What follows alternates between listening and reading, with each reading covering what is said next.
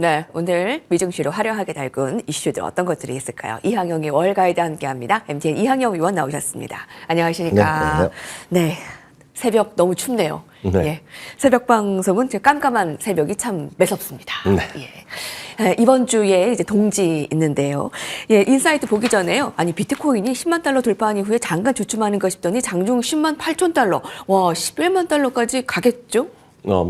제가 비트코인의 가격은 잘 모르겠지만 네네. 지금 저희 트럼프 대통령이 이번에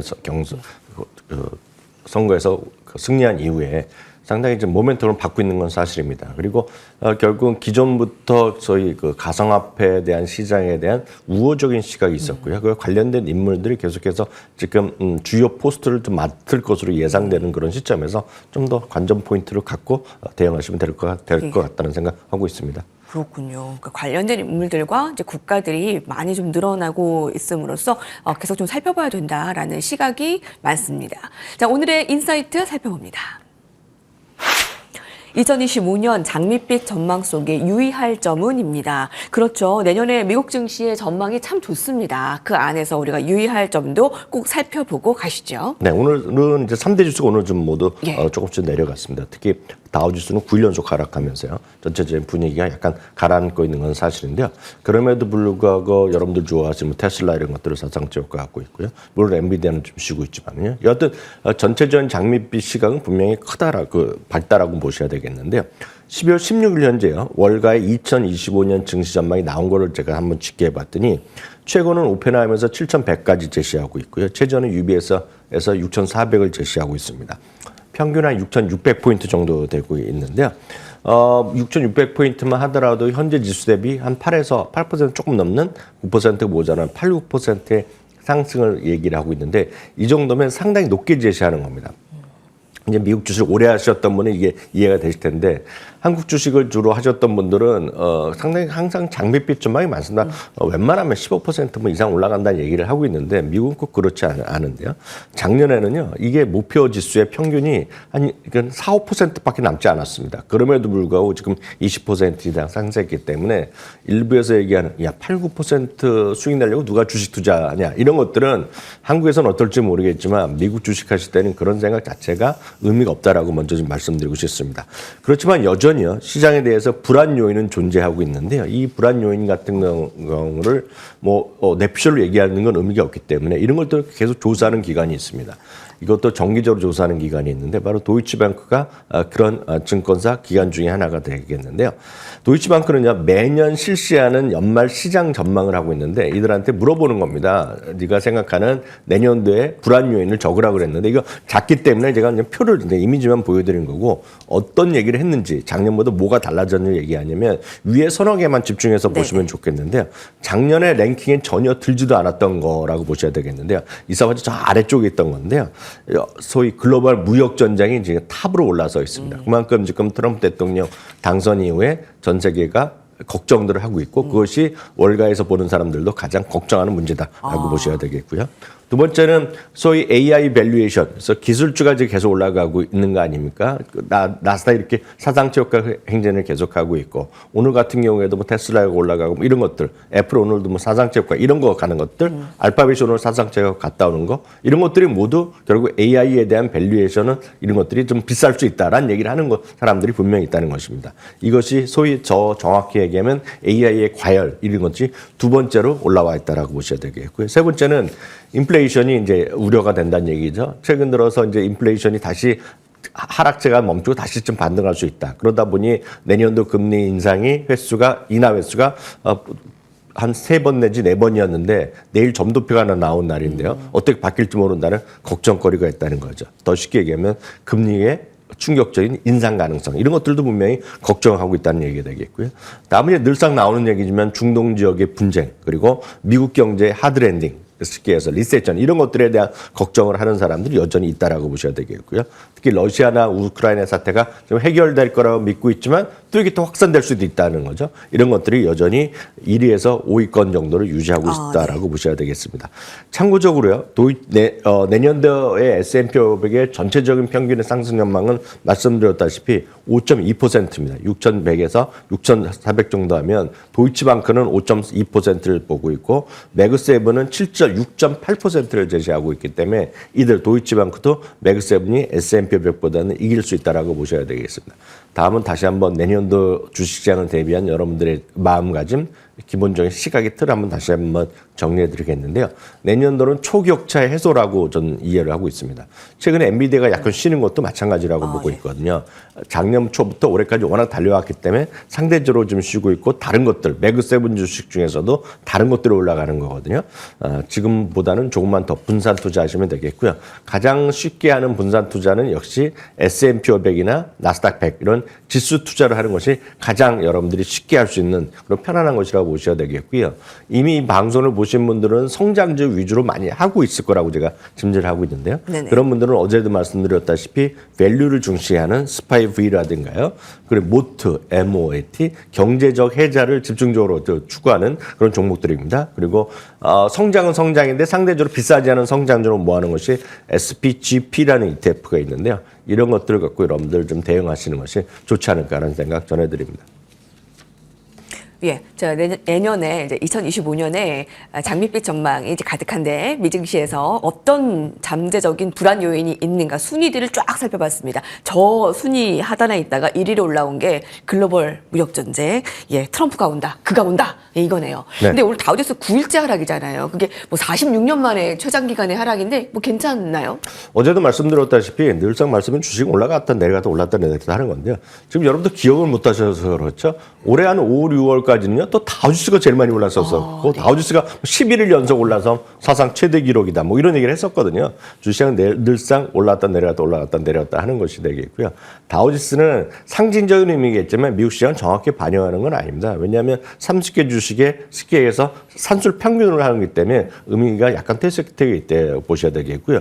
굳이 지금 많이 떨어진 이유를 하나만 말씀드리면 유나이티드 헬스 그룹이라는 주식이 있는데 이것이 이제 의료보험인데 네. 의료보험에 대해서 트럼프 대통령이 약간 비판적인 계속 시각을 발표했고 아시다시피 거기서 특히 의료보험 쪽에 하는 분이 이번에 총격으로 사망했잖아요. 그러니까요. 그런 이슈가 있으면서 약간 그 가시거리가 있었다라고 보셔야 되겠습니다. 너무 큰 의미를 두고 해석할 이유는 없다라고 저는 생각합니다. 예, 유나이티드 헬스라는 종목이 다우지수를 좀 끌어내리는 역할을 했는데 이게 뭐 다우지수의 이런 하락 9일째 약세가 크게 뭐 의미를 갖지는 않는다. 네네. 예, 그렇게 좀 보시면 되겠습니다. 워낙 종목별로 이슈가 많죠. 자, 오늘은 어떤 종목 볼 수 있을까요? 헤드라인 이어가시죠.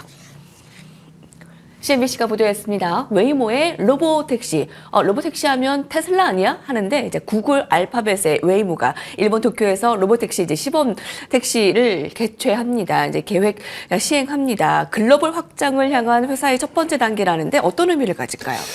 아시다시피 이제 웨이모라는 것은 이제 구글에서 투자한 회사가 되겠는데요. 거기서 이제 소위 무인 택시를 이미 지금 서비스를 하고 있죠. 지금 현실적으로 돈을 받고 하고 있는 거 아닙니까? 근데 처음에 시작한 건 샌프란시스코 일대에서 시작을 했죠. 그래서 이것이 이제 점차 미국에서도 몇몇 도시로 확대되는 모습이라고 보셔야 되겠습니다. 그래서 웨이모의 무인 택시를 탔다는 그런 것들이 우리나라 뭐 유튜버들만 하더라도 많이 영상 찾아보실 수 있거든요. 현지에서 타봤더니 어떻더라, 막 깜짝 놀랐다, 어떻다 하는 얘기 많이 보셨을 텐데요. 그래서 많은 분들이 이제 여기서 로보택시 하면 이제 테슬라 얘기하고 있지만 그보다 먼저 지금 로드에서 실제로 영업을 하고 있고 돈을 벌고 있는 쪽이 바로 웨이모인데 물론 아직 소규모를 하고 있는데요. 바로 그것에 대한 것들이 전 세계를 확산한 글로벌 테스트를 하는 과정에서 이번에 이제 도쿄에서 2025년부터 시작한다고 일단 발표를 한 겁니다. 그래서 니온 택시라는 곳이 있는 모양이죠. 일본에서 거기서 그리고 택시 호출 앱인 웹고라는 곳이 있는데요. 여기랑 협약을 맺어서 일단 테스트 과정을 내년부터 시행한다는 얘기를 하고 있습니다. 이것은 상당히 의미가 있는 거죠. 어찌됐건 핸들이 미국 그 일본 같은 경우는 오른쪽에 달려 있지 않습니까? 그렇기 때문에 오른쪽으로 달리는 그런 자동차, 그런 그래서의 어떤 주행 테스트 이런 것들을 충분히 해보겠다라는 그런 관점이라고 보셔야 되겠고요. 참고로 이제 일본은 워낙 이런 자율 택시에 대한 것들이 이제 열려 있다는 얘기합니다. 워낙 고령화 사회가 진행되고 있기 때문에 장기적으로 그런 데에 대해서 좀 적극적인 테스트를 하고 있다라고 보셔야 되겠는데요.